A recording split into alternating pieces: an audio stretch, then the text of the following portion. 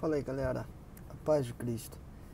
Eu fiquei refletindo em oração depois da brincadeira lá, após o culto domingo, onde a gente brincou, né, com o Cássio e entre nós, sobre a questão dos gostos musicais, né?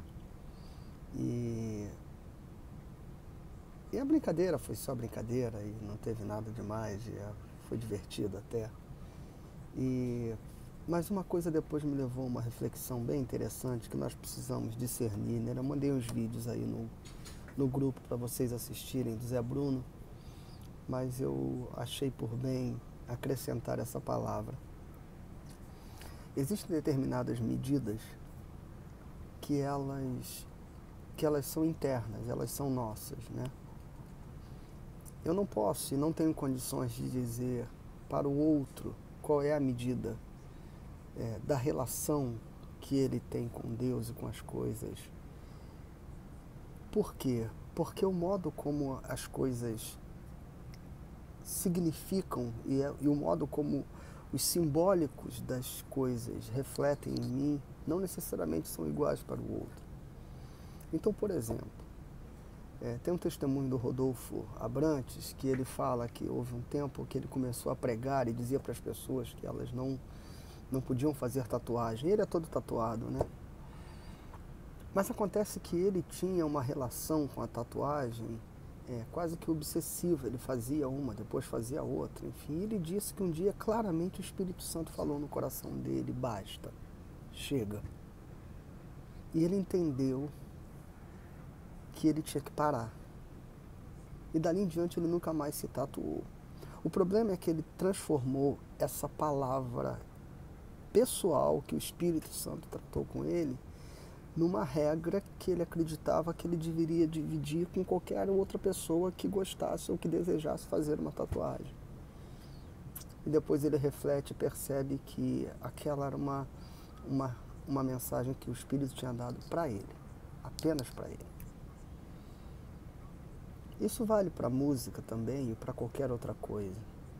Às vezes nós viemos do mundo e temos uma relação com determinadas coisas e quando a gente encontra Cristo e somos libertos e a gente lembra dos significados que aquelas coisas tiveram e tinham na nossa vida, a gente entende, a gente escolhe para nós que a gente não quer mais nos relacionar com aquelas realidades. Então, de repente, havia um tipo de música que marcou um tempo de pecado, um tempo de tristeza, um tempo que, ao ser liberto por Jesus, você não quer mais lembrar ou conviver com algo que te remeta para aquela mesma realidade. E aí pode ser que para você isto não seja bom. E aí você tem que ter a liberdade de dizer não àquilo que para você não é bom.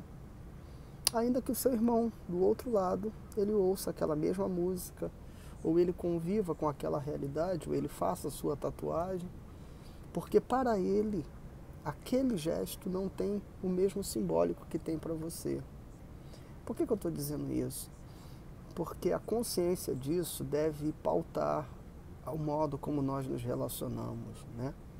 Nem aquele que não faz, como Paulo diz, deve julgar o que faz, nem aquele que faz deve julgar o que não faz. Porque cada um é condenado por aquilo que a sua consciência o condena. Então, o que eu recomendo a nós é que, a partir da própria brincadeira que aconteceu no domingo, a gente tenha isso como aprendizado. Que coisa legal, né?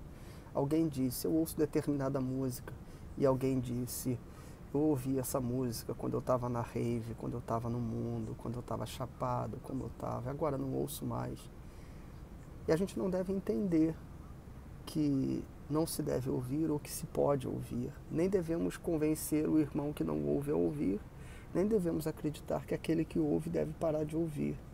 O que devemos é ter a consciência do modo como que pessoalmente cada um de nós foi liberto em Jesus e andarmos segundo a liberdade da nossa consciência nele, em Cristo Jesus.